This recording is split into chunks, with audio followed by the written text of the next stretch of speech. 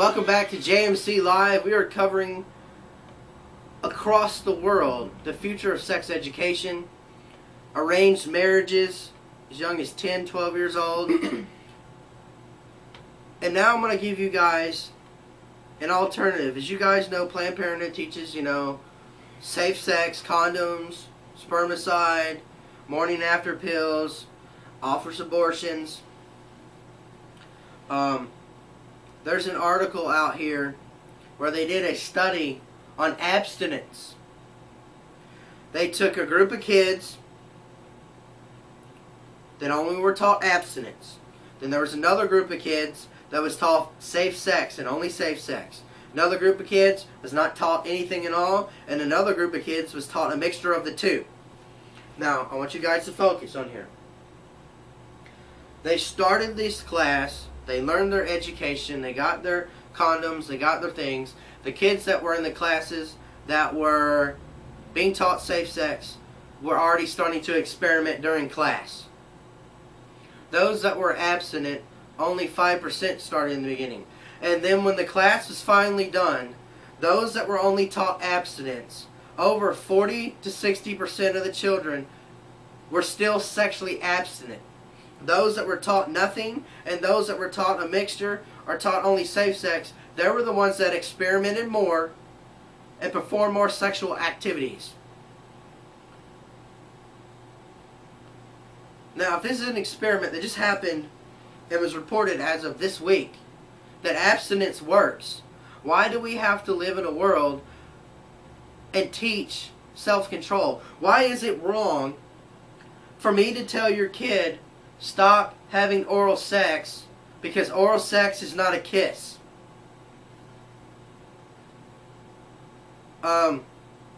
Hey son, you feel the need to masturbate? Go take a cold shower. Why can't we say this to people?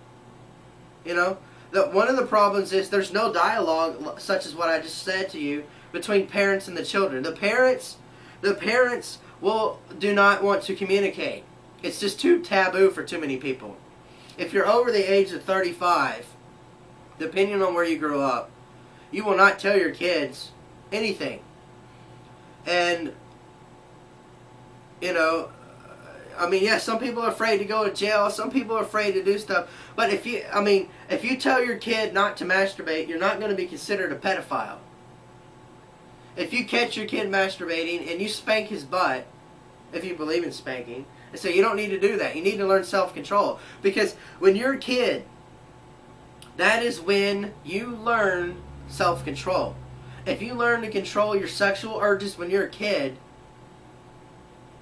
and you don't have sex with everybody, and you're not, masturbating all the time, then maybe then, by the time you're 18, 20 plus years old, you'll have the control to learn stuff and say, well, what about me? I got raped, or what about that? Those are totally different, situations. They want you, you watch it, Oprah says, teach your kids to masturbate, teach your girls to masturbate, it's okay. It's not okay. That's self-gratification.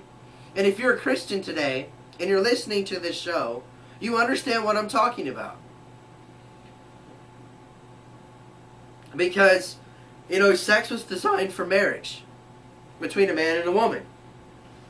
It's not designed for people to just play around with. It's not designed to just be something that you don't want to do. We are still taking your calls. We're still taking your emails.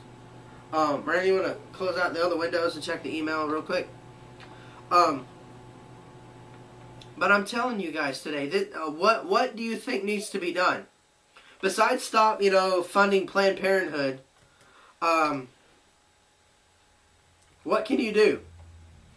There's another part of the side, like that sexual orientation side. They say that you can't change. I have friends that were lesbian or gay, and my personal standpoint on the word homosexuality, lesbian, and gay, it's not a lifestyle. It's a sex act that you commit. And you're not having sex all day long. It's not a lifestyle. That's the false truth right now. And we at JMC Live, as you know, we tell you the truth, so you can be set free from the falseness of this world. Because once you find out this truth that I'm telling you right now, there's a whole different mindset you'll be placed in. There's a whole different thing that you can do. You know, Proverbs 4:23. Above all else, guard your heart, for it is the wellspring of life. You know, Proverbs 6:25-29. Do not lust in your heart after his or her beauty, or let him captivate you with their eyes. For a prostitute reduces you to a loaf of bread, and the adultery preys upon your very life. Can a man or woman scoop fire into their lap without their clothes being burned? Can a man or woman walk on hot coals without his feet being scorched? So he or she who sleeps with someone else, that's not your spouse, no one who touches her will go unpunished. And I mean, the punishment today is not from man, because man's law says everything's okay. You can have sex. You can just do whatever you want. You know, let's just spend all the money till, you know, we're in debt. We're owed by everyone else in every other country. It's the same with sexual immorality. Immorality is anything that has nothing to do with a man and woman having sex. And I'm not going to go into details on, you know, what form of sex is acceptable and what's not. That's a whole different show. We're talking about what you're going to do about your kids. What, are you struggling with porn today? I mean, are you struggling with, you know, sleeping around? What's your problem? What is it that seems to hold you down and take you out? You know, Job 31:1. I have made a covenant with my eyes not to look lustfully at a girl. That's what this comes to. You know, some people have the power to not masturbate, not have premarital sex, but majority of people today don't have that strength. And we have to sit here and take a stand. I know a lot of us, including myself, have had premarital sex. And what do you do when you have children? How do you tell your kids, hey, I screwed up and I learned mistakes? That's the thing that you have to do. You have to humble yourself enough to tell your children, or if you are in a youth group or whatever, that yes, I messed up. Here's what happened to me. I stopped. Now I'm married to my spouse, and I used to have problems with porn, or I used to have problems with this, that, and the other. And this is the steps I took to stop. Churches need to step up. Individuals need to step up and talk to each other and say, I need someone to hold me accountable. I need someone to help me.